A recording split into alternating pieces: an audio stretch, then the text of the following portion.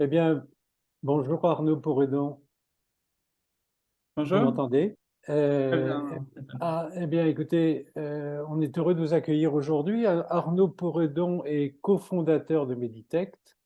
Meditect, c'est une entreprise sociale qui a pour mission de digitaliser les acteurs de la chaîne de distribution des médicaments. Meditech propose des solutions innovantes dans plusieurs pays d'Afrique, Côte d'Ivoire, Sénégal, Cameroun et d'autres pays en devenir en Afrique subsaharienne francophone.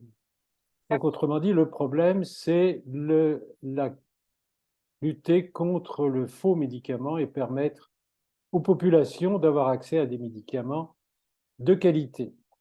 Donc, votre exposé d'aujourd'hui a pour titre Révolutionner l'accès aux médicaments dans les pays émergents grâce au digital. Voilà. Eh bien, Arnaud, nous vous écoutons. Merci beaucoup pour l'introduction, Étienne, c'est très gentil. Alors, je vais vous partager mon écran. Dites-moi si vous le voyez. Très bien. Super. Alors, donc Meditect, donc comme vous l'avez indiqué, notre objectif, c'est vraiment révolutionner l'accès aux médicaments donc dans les pays émergents. Donc aujourd'hui, on est vraiment très présent en Afrique subsaharienne francophone. Donc on a lancé notre activité au Côte d'Ivoire. Ensuite, on a lancé un autre bureau au Sénégal puis au Cameroun. Et là, en 2023 et 2024, on ouvre les 15 autres pays d'Afrique subsaharienne francophone. Et donc, on est intimement convaincu que le digital peut contribuer à améliorer l'accès aux médicaments. Donc, juste pour commencer, et que vous puissiez en fait comprendre ce qui, moi, m'a animé à m'engager dans ce combat et notamment arrêter mes études de médecine, c'est le problème de la contrefaçon de médicaments. Donc, ici, ce que vous voyez à l'écran, c'est une vue par drone d'une incinération de faux médicaments. Donc, tout ce que vous voyez au centre de l'image, donc ces 60 tonnes de faux médicaments qui ont été saisis pendant 2 mois par les douanes. Et donc, on incinère en fait ces produits à l'air libre. Alors oui, peut-être que d'un point de vue écologique, c'est pas très bien, mais en attendant, ce sont des vies qui sont sauvées, qui ne vont pas consommer ces médicaments. Et donc, c'est un vrai problème. Voilà, vous pouvez voir tous ces petits paquets, là, ce sont des cartons avec des faux produits à l'intérieur. Donc, on fait ça avec les douanes et on fait des incinérations tous les 2 mois lorsqu'on a plus de 60 tonnes, parce que, si vous voulez, la préfecture de police où sont stockés ces médicaments, ces faux médicaments sur Abidjan, sature. Donc, on est obligé de procéder à des incinérations. Donc, le problème des médicaments en fait, de la rue en Afrique subsaharienne francophone, il est omniprésent. En Afrique subsaharienne francophone, le nombre de pharmacies est limité. C'est très bien, je pourrais revenir sur ça après. Ce n'est pas comme en Afrique subsaharienne anglophone où là, un peu n'importe qui peut ouvrir sa boutique et vendre des médicaments. Là, c'est bien réglementé. Mais le problème, c'est que du fait que ce nombre soit assez restreint, en Côte d'Ivoire, on a 950 pharmacies pour 30 millions d'habitants. Si vous comparez à la France, où vous avez 60 millions d'habitants, vous avez 20 000 pharmacies. Vous voyez, il y a quand même un vrai problème. 950 pharmacies, c'est peu pour 30 millions d'habitants. Donc, vous avez des personnes qui vont vendre dans la rue des médicaments. Et dans la rue, on trouve beaucoup de faux médicaments. Donc, moi, mon parcours, rapidement, j'ai fait des études de médecine et de santé publique à l'université de Bordeaux. Ça, j'ai retrouvé une vieille photo quand j'étais tout content d'avoir une petite blouse avec un stéthoscope autour du cou. Et finalement, bon, j'ai vite laissé cette blouse pour aller sur le terrain, au contact de la population dans les pays émergents, où en fait les problèmes sont différents, ils sont à un autre niveau. Et donc voilà, ce que je porte plus aujourd'hui souvent un boubou qu'une blouse, mais peu importe, c'était plus pour la blague. Ce que je veux dire, en fait, c'est que on peut avoir un impact significatif sur la partie préventive. J'adore la médecine, c'est un univers fascinant. La partie curative, soigner des gens, c'est agréable. J'aimais bien le bloc, mais le fait de pouvoir impacter des milliers de gens grâce à des solutions digitales dans les pays du Sud, c'est ce qui m'anime beaucoup plus. Alors, rapidement, aujourd'hui, pour vous montrer un peu un agenda, un aperçu, je commence en introduction de vous parler un peu de Meditect. Euh, voilà, donc vous avez déjà compris, je pense, pourquoi j'ai créé la boîte. Je vais vous parler ensuite de l'impact du digital pour améliorer la santé. Et je vais parler un peu de trois différents éléments. Le premier va porter sur améliorer la traçabilité des médicaments. Donc, comment le digital peut contribuer à améliorer eh bien, tout simplement la traçabilité des médicaments. Ensuite, je parlerai directement donc, de l'augmentation de la disponibilité des produits grâce au digital. Le digital a toute sa place pour augmenter la disponibilité des produits, c'est ce qu'on fait, je vais vous le démontrer. Et enfin, je vous parlerai de la lutte contre la contrefaçon. Qu'est-ce qu'on peut faire pour lutter contre la contrefaçon? Et enfin, on pourra peut-être faire une session à la fin de questions ouvertes si vous avez des questions. Alors, bon, tout d'abord, pour commencer, Meditect, donc, c'est une société donc, que j'ai fondée en 2018. Nous ne sommes pas une association ou une ONG, hein, je tiens vraiment à le préciser. Notre volonté, c'est développer une société rentable qui a un fort impact sur les populations locales. Il ne faut pas avoir honte de ça, hein. Il faut arrêter de croire que l'Afrique a besoin d'être perfusée aux subventions et aux aides internationales. Non, il y a de l'argent en Afrique. On peut créer des solutions, des produits qui répondent à des besoins. Les gens ont de l'argent pour payer. Je me permets de le souligner parce que ça m'exaspère un peu les gens qui se disent qu'il n'y a pas du tout d'argent en Afrique. Il y a de l'argent, tout le monde n'en a pas, c'est vrai. À nous d'aller optimiser certains processus pour faire en sorte que tout le monde puisse accéder notamment à des médicaments. Donc, notre première présence a été en Côte d'Ivoire. Ensuite, on s'est lancé au Sénégal, au Cameroun, on a ouvert des bureaux. Et comme je le disais, là, aujourd'hui, on est en train d'ouvrir d'autres pays dans la région, notamment Mali, Burkina Faso, Congo-Brazzaville, Madagascar. Donc, ce sont 4 pays qu'on est en train d'ouvrir pendant donc, ce quadrimestre. Donc, là, d'avril à juin, pour tout vous dire, notre objectif, c'est d'avoir donc, des représentations dans ces 4 pays. Et d'ici fin 2023, on a envie d'avoir des représentations dans les autres pays d'Afrique subsaharienne francophone. Nous ne sommes pas présents au Maghreb, nous ne sommes pas intéressés par cette région. Enfin, nous sommes intéressés, oui, mais en tout cas, ce n'est pas notre priorité. Vraiment, on veut vraiment faire un focus sur les pays d'Afrique subsaharienne francophone. On est 25 collaborateurs au sein de Meditect, engagés à temps plein à travailler sur la boîte. On fait des partenariats avec des autorités. Et vraiment, nos acteurs principaux pour qui on est engagé à développer des solutions efficaces sont les patients et les pharmaciens. Donc, je vous parlerai notamment des applications qu'on a développées pour eux. Et enfin, les laboratoires. Eh bien, les laboratoires, ils font face à des problèmes. Ils ne savent pas ce qui se passe sur le terrain. Leurs produits sont contrefaits. Et il ne faut pas voir les laboratoires comme des ennemis. Au contraire, on est tous là pour travailler ensemble. Notre seul ennemi, ça va être les contrefacteurs, les laboratoires clandestins qui vont produire des faux médicaments. Je pense qu'il faut arrêter à vouloir trouver un clivage entre soit les laboratoires ou les patients. Non, il n'y a aucune honte de travailler avec les laboratoires. Et je me permets de le rappeler, les laboratoires en Afrique subsaharienne ne font pas les mêmes marges que dans les pays du Nord, aux États-Unis ou en Europe. Enfin, voilà, là, l'enjeu des laboratoires qui vont produire des médicaments abordables, au contraire, cherchant voilà, à les aider à lutter contre la contrefaçon, ce n'est pas une honte. Je vous ai parlé du problème. Voici une autre image, donc une femme qui vend des médicaments dans la rue. Ça, c'est vraiment la réalité, hein. Vous voyez donc une femme qui n'est absolument pas pharmacienne, hein, qui voilà, a son petit commerce de médicaments. Donc, elle vend des produits au détail, à la plaquette. Ils sont conservés dans des conditions absolument désastreuses. C'est humide, c'est chaud, donc ça détériore les propriétés intrinsèques des produits. Et les gens se tournent vers cette dame notamment pour lui acheter des médicaments, pensant que ces produits-là sont moins chers que dans les pharmacies. Et en fait, quand on va analyser, parmi ces produits, elle a certainement des vrais médicaments. Et en fait, elle va les vendre plus cher souvent que dans les vraies pharmacies. En fait, il lui arrive, par exemple, d'acheter un médicament euh, dans une pharmacie et elle va revendre à l'unité. Donc, elle va vendre moins cher le comprimé ou la plaquette et elle va faire une petite marge. Donc, voilà, les gens, en fait, se privent d'aller en pharmacie. On peut dire que dans la rue, on peut acheter au détail des comprimés, des plaquettes. En fait, on peut aussi le faire dans les pharmacies. C'est une obligation légale. Chaque pharmacie doit vendre au détail les produits si le patient lui demande. Donc, voilà, juste une petite digression. Bon, juste une autre image, très souvent dans la rue, les produits sont périmés, ils vont remplacer, donc là, ici, c'était des solutions injectables. Voilà, ça n'a rien à faire, expiré depuis 2015, on a trouvé ces produits là, fin 2022, donc voilà, c'est expiré, c'est terrible, c'est mangé par des rats d'ailleurs, stocké dans des conditions horribles. Voilà, ça, c'est une réalité.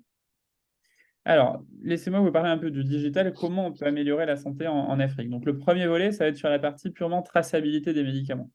Donc, bon, vous allez voir, c'est assez simple à comprendre, hein. Vous avez une directive en Europe qui s'appelle la directive des médicaments falsifiés. La directive des médicaments falsifiés, Ça consiste à quoi? Ça consiste à demander à tous les laboratoires de mettre sur chaque boîte de médicaments ce qu'on appelle un data matrix, ce que vous voyez sur la droite de l'écran. Un data matrix, c'est un système de codification qui va avoir plusieurs informations. Le numéro de lot, la date de fabrication, la date d'expiration, le code identifiant produit et surtout le numéro de série. Donc en fait, ce qui est intéressant, c'est que la sérialisation, c'est le fait de mettre un numéro de série. Chaque médicament devient unique. D'accord? Ça, c'est vraiment ce qui fait la spécificité de la sérialisation et c'est ça ce qui va nous intéresser vraiment. Donc l'idée, c'est quoi? C'est de permettre à des utilisateurs, en scannant un médicament, de vérifier si le médicament est vrai ou faux. Voilà, ça, c'est aussi simple que ça. Ça, c'était notre idée au tout début. On s'est dit, on va mettre un numéro unique sur chaque boîte. L'utilisateur va pouvoir scanner pour vérifier s'il s'agit d'un vrai médicament ou d'un faux médicament. Si le médicament est vrai, on va pouvoir lui donner une récompense. Il va pouvoir déclarer s'il y a des effets indésirables sur le médicament. Ça, c'était vraiment la toute première idée qu'on avait au début. Et depuis, donc, on a amélioré considérablement notre application. Donc, on peut scanner facilement le médicament. Donc là, ici, vous voyez l'utilisateur, il scanne une boîte donc, de UPSA, qui est notamment un de nos laboratoires partenaires. Et en scannant en fait cette boîte donc, des ferralgans, eh bien, on va vérifier si le produit est authentique ou pas. Et donc ça, c'est quand même quelque chose de très fort. On permet à n'importe qui de vérifier l'authenticité du médicament gratuitement et en plus de récupérer des informations sur la traçabilité et quelques rappels sur le médicament. Voilà, ça, c'est le tout premier projet qu'on a mis en place qui répond à un besoin très simple, permettre à n'importe qui de vérifier si le médicament est authentique ou pas et de voir la traçabilité, c'est savoir qui ont été les acteurs qui ont eu le médicament à quel moment. Voilà, donc ça, c'était notre produit sur la traçabilité. Donc là, vous avez un exemple très simple, comment le digital peut permettre aux gens de vérifier si les médicaments sont authentiques ou pas. Pour vous donner une idée, en chiffres, on a plus de 100 000 patients qui utilisent notre application. Donc, on a sécurisé plus de 15 millions de médicaments. Ce sont des chiffres qui sont assez vertigineux, mais il faut comprendre que voilà, la population elle est importante et la population a besoin de s'assurer de l'authenticité des médicaments. Donc, on s'en réjouit. Ça, c'était la première partie. Maintenant, je vais vous parler de la partie comment on peut contribuer grâce au digital pour augmenter la disponibilité des produits. Donc ça, c'est tout un autre volet qui est, je trouve, particulièrement intéressant. Comment pouvons-nous faire pour faire en sorte que les pharmacies, eh bien, elles aient plus de bons médicaments disponibles en fait dans les pharmacies. Quand vous allez en Afrique subsaharienne, vous voyez fréquemment que sur les étagères, on ne trouve pas les bons médicaments. Bon, alors en fait, nous, ce qu'on fait chez Meditect, on part très souvent à l'intérieur du pays pour notamment digitaliser, en fait, si vous voulez, les derniers acteurs, en fait, qui sont sur, donc en fait, vraiment dans des zones très rurales, qui sont, donc on parle des dépôts de produits pharmaceutiques. On va équiper et digitaliser, en fait, ces dépôts de pharmacie. Donc là, ici, ce que vous voyez à l'écran, donc là, je me trouve avec un de nos utilisateurs dans une zone qui est reculée au centre de la Côte d'Ivoire. Et en fait, on équipe cette pharmacie avec une tablette, avec un support. Et cette pharmacie, eh bien, en fait, elle va pouvoir travailler de façon beaucoup plus efficace. Donc là, vous voyez ce pharmacien, depuis la tablette, il va en fait contrôler tout ce qu'il va faire. Et ça, en fait, c'est un peu une révolution pour lui parce qu'il va être capable de savoir en temps réel quels sont les médicaments qui sont sur ses étagères, quelles vont être les classes thérapeutiques qui sont disponibles, est-ce qu'il a des antipaludiques, oui ou non. Et en fait, il génère une donnée qui a très haute valeur ajoutée et cette donnée, eh bien, en fait, on va pouvoir l'analyser automatiquement et voir des produits qui sont indisponibles. Et donc, nous, on promeut certains médicaments qui sont indisponibles, notamment des contraceptifs, et on a pu, grâce à ça, considérablement augmenter les volumes de vente des contraceptifs. Et au final, on permet à toutes les jeunes femmes qui ont envie de choisir quand elles veulent avoir leur progéniture, de pouvoir le faire. Avant, elles ne pouvaient pas, parce qu'elles n'avaient pas de produits, elles n'avaient pas de contraceptifs. Par exemple, je vous parle des contraceptifs, c'est la même chose avec les antipaludiques. On avait en moyenne 15% des pharmacies dans les zones rurales qui n'avaient pas d'antipaludiques. Ne soyons pas surpris qu'il y ait chaque année 600 000 personnes qui meurent du paludisme si dans les pharmacies, on n'a pas de traitement disponible. Donc, l'impact, en fait, de ce que vous voyez là au centre de l'image, ça va être de contrôler en temps réel, de surveiller la bonne disponibilité des produits. Et si les produits sont indisponibles, faire des recommandations pour bien s'approvisionner. D'accord? On fait toute une partie qu'on va appeler sensibilisation auprès des villages. Donc, on va dans chaque village pour communiquer, pour expliquer vraiment ce qu'on fait auprès de la population. Ça, c'est quelque chose qui nous prend du temps. Et en fait, l'impact, c'est vraiment, il est significatif. Et qu'après, on veille à ce que toutes les personnes aillent dans les pharmacies pour que ces notables aillent dire à l'ensemble des personnes d'aller dans la pharmacie pour prendre les médicaments. Ça, c'était la partie disponibilité des médicaments, comment on fait pour l'améliorer. Et enfin, maintenant, je vais vous parler du digital qui peut aussi contribuer à lutter contre la contrefaçon. Donc au tout début, on a parlé vraiment d'améliorer la traçabilité. Ensuite, on a parlé de contribuer à améliorer la disponibilité des produits. Et là, je vais vous montrer une façon comment le digital peut être utile pour lutter contre la contrefaçon. D'accord? Donc ici sur l'écran, ça c'était bon, quand j'étais un peu plus jeune, quand j'arrivais en Côte d'Ivoire, on travaillait avec Commissaire Touré, qui est donc la directrice de la direction de la police des stupéfiants et des drogues. Maintenant, bon, on se connaît très bien, on passe beaucoup de temps ensemble, notamment à faire des saisies de faux médicaments. Et en fait, ce qui est intéressant, donc ça c'était une saisie voilà, de 15 tonnes de faux médicaments. Et en fait, ce qui était assez intéressant, c'est que on a entamé très tôt le référencement de l'ensemble des produits qui sont vendus dans les marchés de rue pour les connaître. Et en fait, ce n'est que très, très, très peu documenté, cette partie-là. Et on a été la première personne à vraiment aller documenter toute cette partie. Et donc, on a créé un référentiel des faux médicaments. En fait, c'est intéressant parce qu'on voit que la contrefaçon, voilà, elle concerne tous les médicaments. Donc ici, vous voyez le médicament avec des variations. Et malheureusement, voilà, ce sont des contrefaçons. Ici, sur l'écran, en fait, vous voyez donc plein de faux médicaments qu'on a donc répertoriés, qu'on a analysés. Et en fait, on a un programme donc de machine learning qui vise, en photographiant un médicament, détecter s'il s'agit d'un vrai médicament ou d'un faux médicament. Donc, pour le réaliser, on va scanner l'ensemble de ces produits, on va les photographier, on va les enregistrer sous plein de facettes, on va réaliser des centaines de photos de chaque. Et ensuite, quand on va photographier le médicament, eh bien, on va automatiquement être capable de dire s'il s'agit d'un vrai médicament ou pas. Donc là, en fait, ce que vous voyez, donc c'est un de nos collaborateurs qui va en fait, alors je ne sais pas si je peux lancer la vidéo, bon, je ne peux pas le faire, c'est dommage, mais qui en fait, simplement en passant son téléphone au-dessus de la boîte, va dire si le médicament est vrai ou faux. Et là, vous avez un autre usage du digital pour directement identifier les faux médicaments. Donc nous, aujourd'hui, donc ça, en fait, si vous voulez, ben, malheureusement, personne n'est prêt à nous aider financièrement pour continuer à poursuivre ce projet, ce projet-là, donc ce n'est pas notre priorité. Par contre, on accélère vraiment toute cette partie sur améliorer la disponibilité des produits. C'est vraiment quelque chose qui est vital si on veut que les gens achètent des médicaments de qualité pas chère. Faisons en sorte qu'il y ait des médicaments de qualité pas chère dans leur pharmacie ou dans leur dépôt de produits pharmaceutiques de proximité.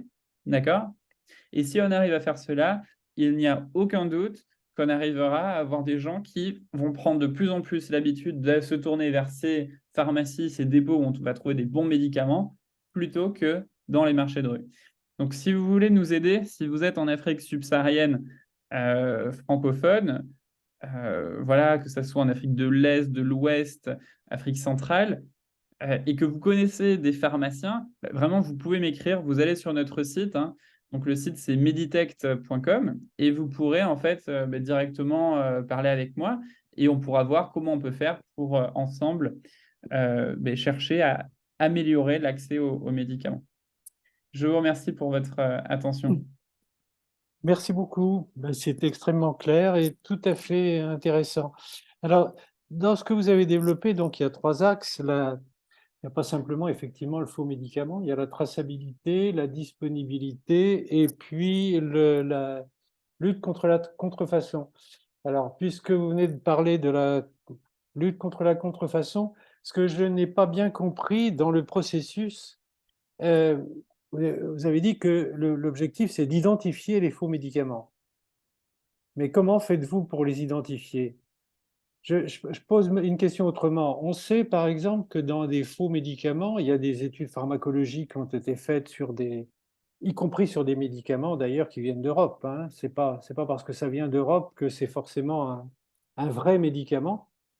On sait qu'il y a des bases à Anvers et ailleurs. Et on s'est aperçu que dans les ampoules d'antibiotiques, par exemple, il y avait 10% de la dose. Donc, ça suppose des études pharmacologiques. Tout Vous à fait. entendez?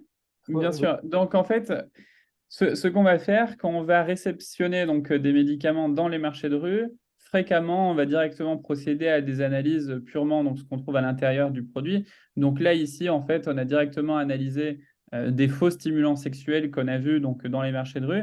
Donc après, les avoir vraiment bien photographiés, avoir regardé ce qu'il y a à l'intérieur du pays, avoir analysé les propriétés qu'il y a dessus, on va directement faire des analyses. Donc c'est vraiment un criblage très classique, très classique, pardon. Donc, on va rechercher de façon assez large les xénobiotiques qu'on va retrouver dedans et on va vérifier la quantité, est-ce qu'il y a le principe actif ou pas. Et donc, voilà, directement, ça va nous permettre de voir, d'évaluer la dangerosité des produits avec une spectrométrie pardon, classique. Voilà, c'est quelque chose qu'on fait assez fréquemment.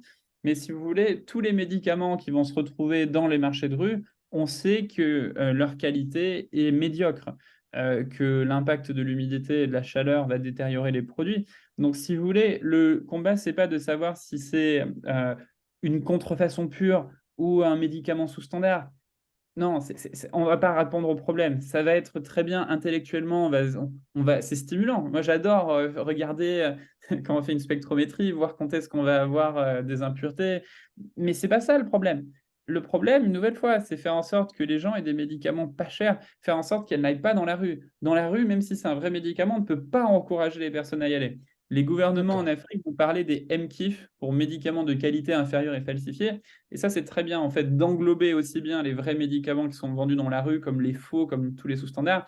C'est le même problème. C'est pas ça ce qu'il faut faire. Il faut que les gens aillent dans les pharmacies. Donc, notre rôle, c'est quoi? Faire en sorte que les gens aillent en pharmacie. D'accord. OK. Est-ce que je peux poser une question? Bien sûr, Yves. Oui, Volontiers, volontiers. d'abord, merci pour ce topo. C'est très intéressant. Et puis, je suis très admiratif devant la jeunesse qui prend un projet avec... vous avez beaucoup d'ambition et puis beaucoup de courage et je trouve ça très bien. Je pense que ça mérite d'être signalé. Et c'est tout à votre honneur et à l'honneur de vos partenaires. Euh, Étienne l'a dit que vous avez 3 axes.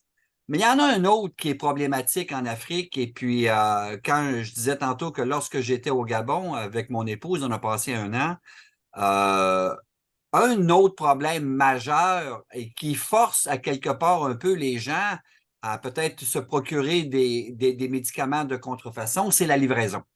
C'est-à-dire que quand tu restes en zone rurale, un peu éloigné, etc., c'est pas toujours évident d'avoir accès, non seulement d'avoir accès, mais de recevoir ces médicaments-là parce que tu restes loin, il n'y a pas de transport, etc.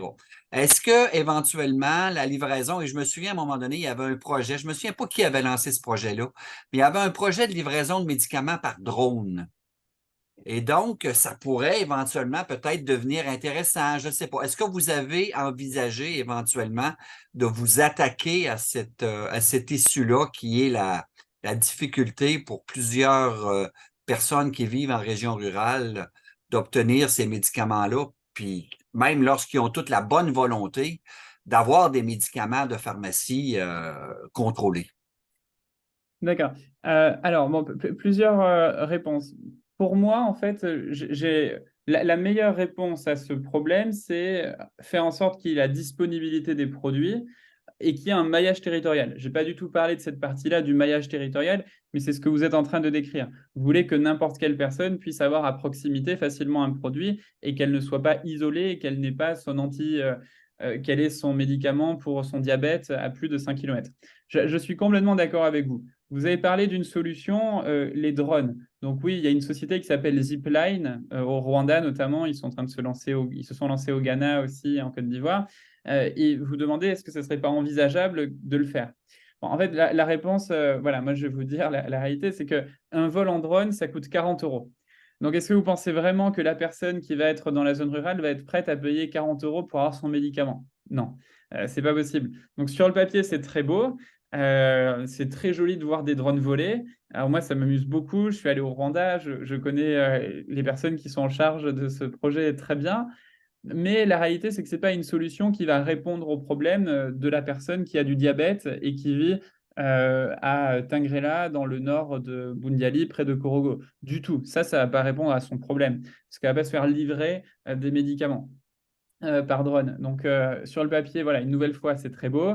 Est-ce que c'est quelque chose qui est réaliste sur le long terme?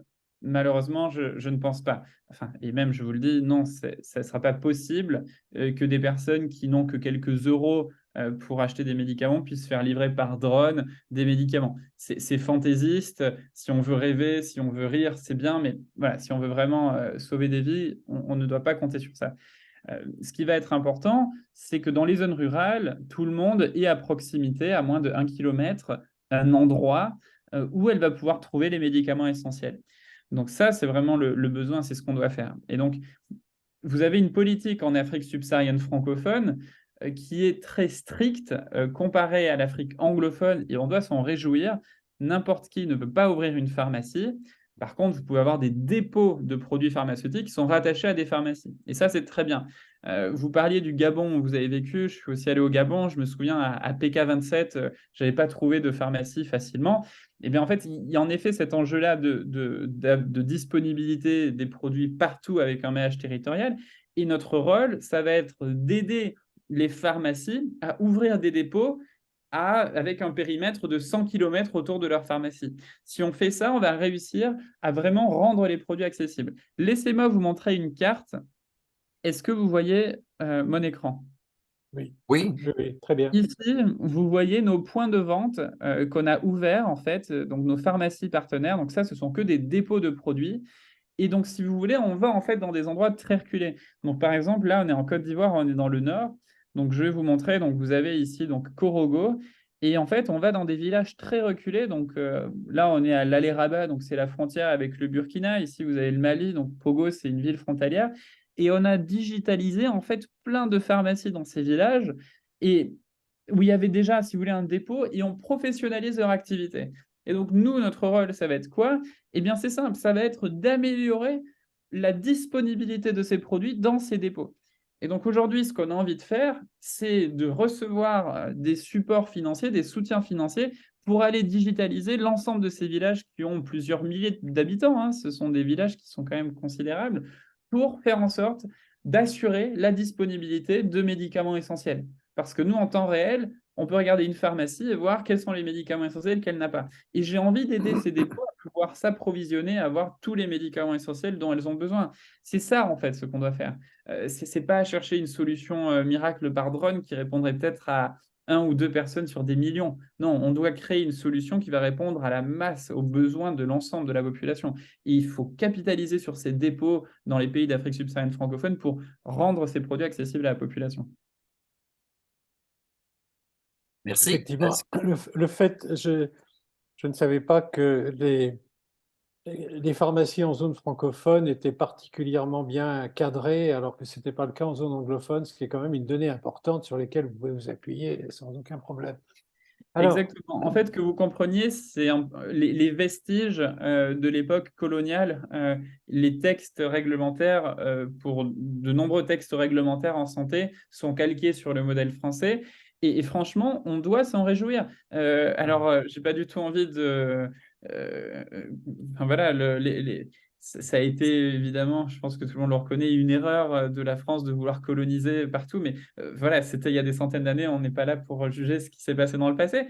Mais regardons en fait les vestiges qui restent, regardons les deux modèles, un modèle anglo-saxon très libéral où n'importe qui peut ouvrir sa pharmacie, vendre des produits, c'est n'importe quoi. On se retrouve avec à chaque fois une suspicion, des doutes, est-ce que le médicament est vrai ou faux dans une pharmacie, des prix des médicaments qui vont varier du simple au double d'une pharmacie à l'autre, donc une vraie problématique à ce niveau-là, sans parler du plus gros problème en Afrique anglophone qui est la partie d'approvisionnement. N'importe qui peut obtenir une licence de grossisterie. Au Ghana, vous avez quasiment 1000 grossistes de médicaments, donc ils vendent en gros des médicaments. En Côte d'Ivoire, vous en avez 4, et c'est très bien qu'il n'y en ait que 4.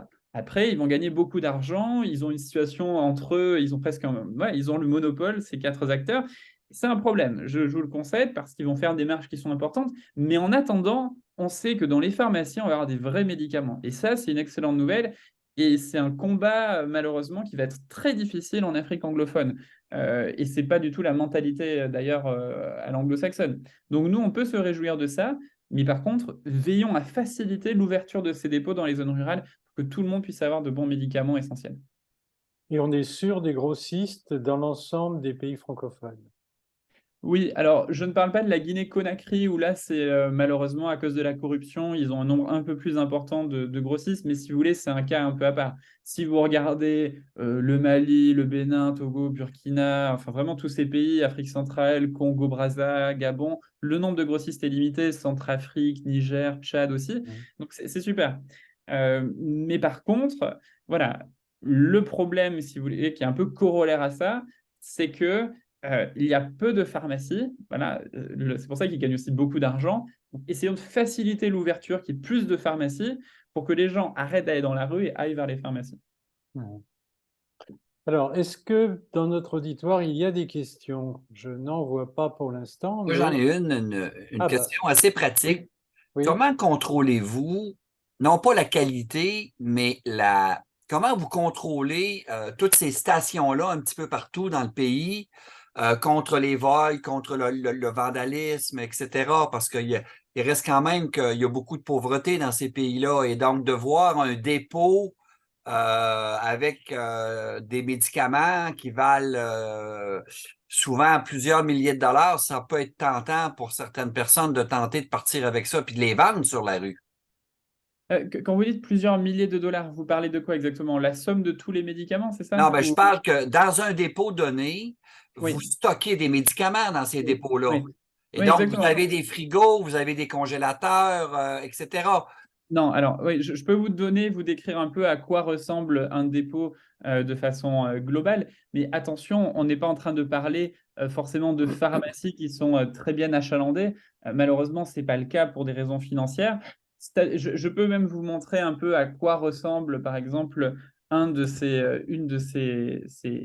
quoi ressemblent concrètement les dépôts. Si vous voulez, ce sont en fait des petites pharmacies qui sont donc rattachées à des pharmacies. Dedans, on va avoir environ 500 références de produits différents. Donc, si vous voulez, c'est peu. On n'est pas en train de parler de dizaines de milliers d'euros de médicaments, mais on parle plus de 1000, 2000 euros de médicaments. Donc, si vous voulez, ce n'est pas non plus énorme. Ça représente une somme financière, oui.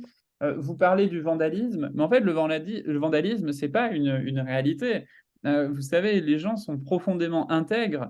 Il y a des cas de vol, oui, mais c'est peu. On n'est pas en Afrique anglophone, une nouvelle fois. Alors, vous devez vous dire que je m'attaque beaucoup à l'Afrique anglophone et que j'en fais ma cible de choix.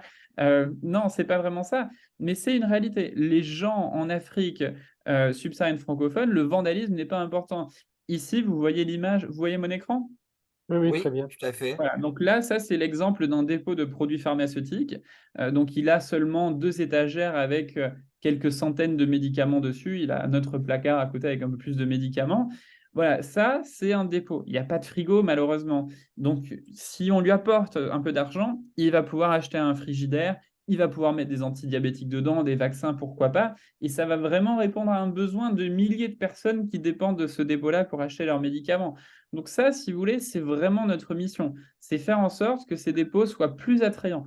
Et ça, voilà, on a besoin de votre aide, enfin, les gens en général, de chercher à aider financièrement ces pharmacies à ouvrir dans des zones rurales des dépôts pour qu'ils soient mieux achalandés et pouvoir mieux stocker les médicaments. Mais est-ce que ça crée de la convoitise? Non, pas tant que ça. Et on voit pas forcément, on voit très rarement des cambriolages de médicaments. Non, Après, mais je comprends très bien, là, parce il que peut y avoir, dans il mon peut y avoir- esprit, c'était pas ça un dépôt, là. Mais là, je vois qu'est-ce que c'est.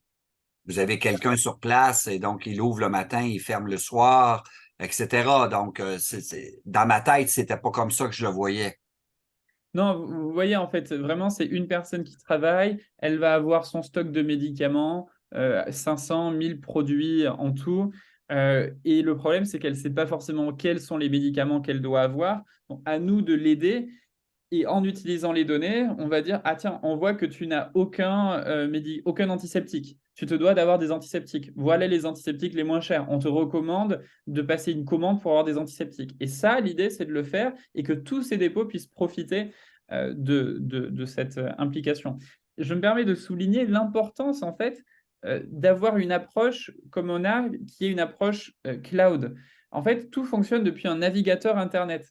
Quand il y a des coupures de courant ou quand il n'y a pas d'électricité, notre solution fonctionne. La personne, vous l'avez peut-être vu sur l'image, la personne, en fait, elle est en train de gérer sa pharmacie sur son téléphone.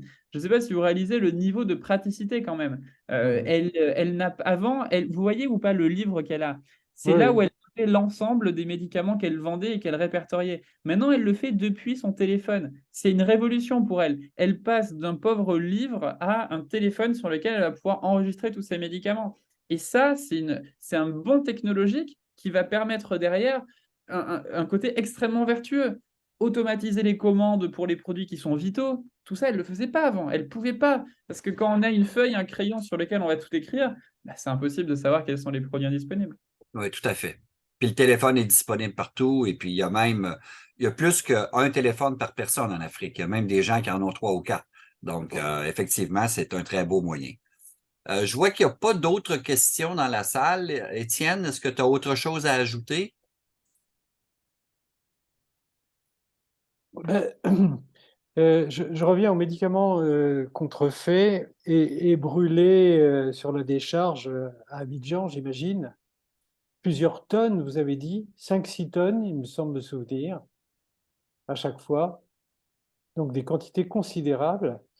Et est-ce que ça pose des problèmes dans la population?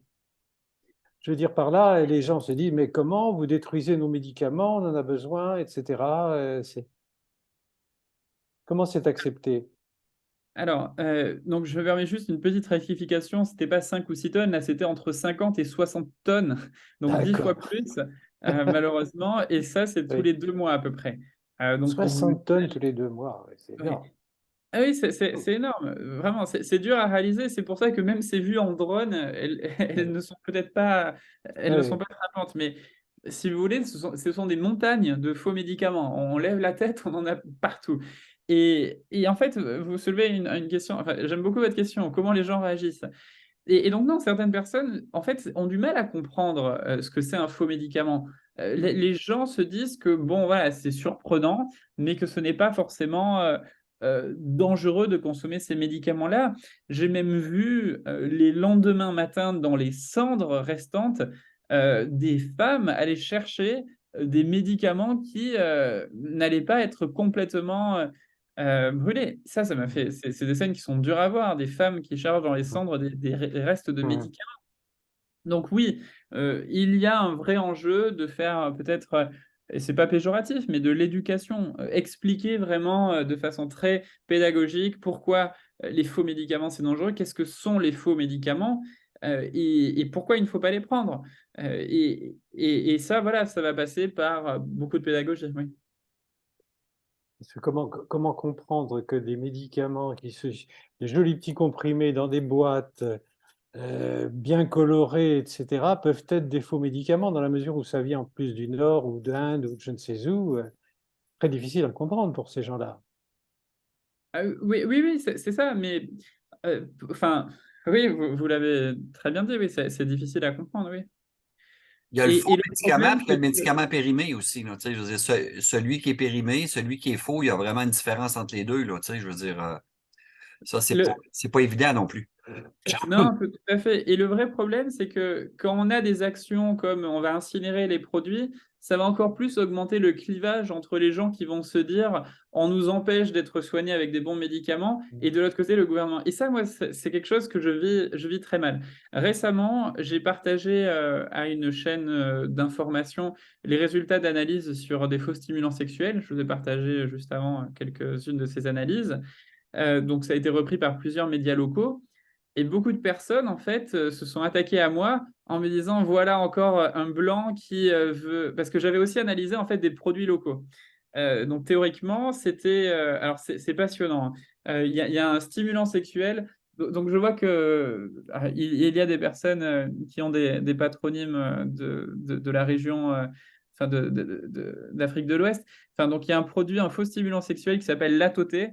Donc, en fait, c'est un produit où il y a écrit 100% plante. Donc, les gens se disent que c'est très bien. Et moi aussi, croyez-moi, quand je suis arrivé en Côte d'Ivoire, qu'on me parlait de ce produit miracle fait avec des écorces dans le nord de la Côte d'Ivoire, c'est une région que j'affectionne particulièrement.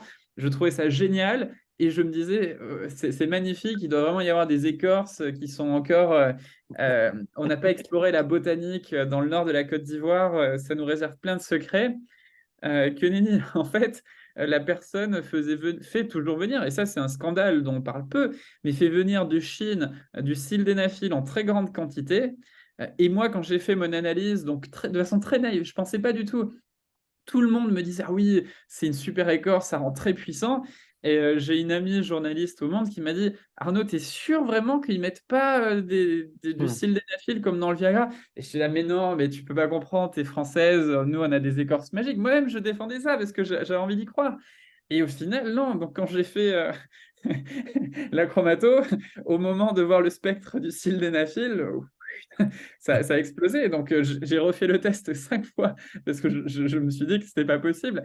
Et la réalité, c'est que si. Et quand j'ai dosé, j'ai observé qu'il y avait 10 fois plus de sildenafil que dans un comprimé classique de Viagra.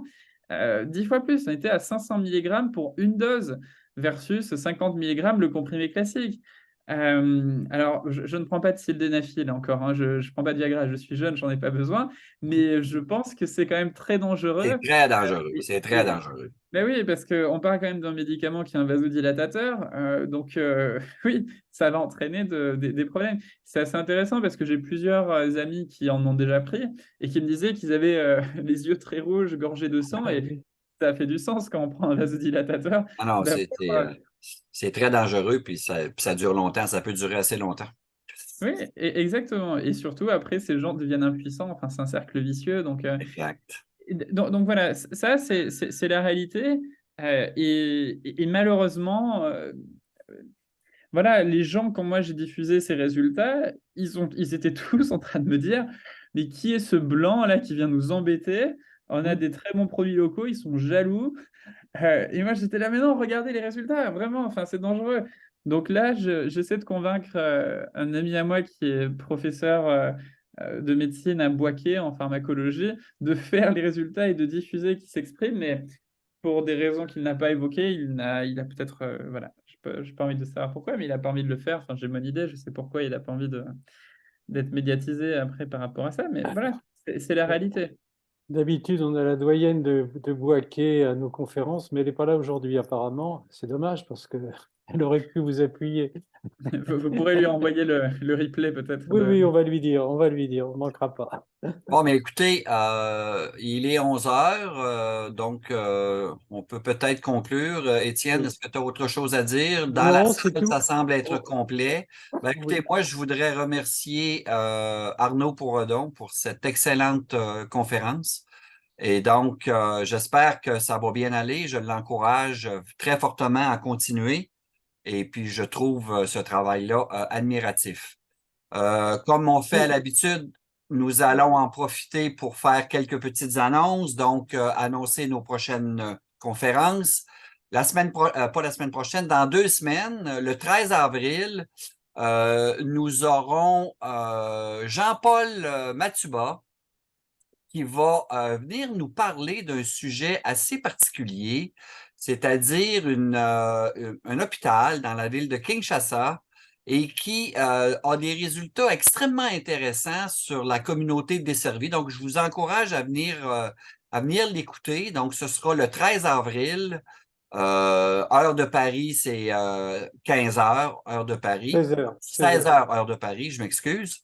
Mm. Suivra le 20 avril une autre conférence, un conférencier que vous connaissez, c'est Antoine Flao de Genève, qui va venir nous parler de l'impact du dérèglement climatique sur la santé. C'est encore à 16 heures, heure de Paris. Et je vais terminer par une dernière annonce, celle de la conférence du 27 avril, qui est donnée par le professeur Jean-Philippe Chipot, qui va nous faire un topo sur les essais cliniques en Afrique et il va apporter une attention particulière à la culture. Parce que effectivement, qui dit essai clinique parle d'éthique, parle d'intégrité, et ces notions-là reposent sur des concepts extrêmement précis et solides, mais sont impactés par la culture, sont influencés par la culture dans leurs applications. Donc, le professeur Chipot va nous parler d'essais cliniques en Afrique. Donc, voilà qui termine ce que je voulais vous dire pour moi personnellement. Donc, je vous remercie et je vous dis à très bientôt. Je voudrais juste rajouter un point. Arnaud, si vous avez des informations à nous communiquer, on peut les mettre dans le bulletin que l'on diffuse très largement, puisqu'on a 800 correspondants. Donc, n'hésitez pas à écrire quelques lignes ou nous transmettre une information, nous le ferons. Très bien, c'est noté. Merci beaucoup. Merci, Donc, beaucoup, en à tout tous cas. ceux qui étaient là ce matin, merci. Et comme à l'habitude, ben, vous pourrez visionner en différé.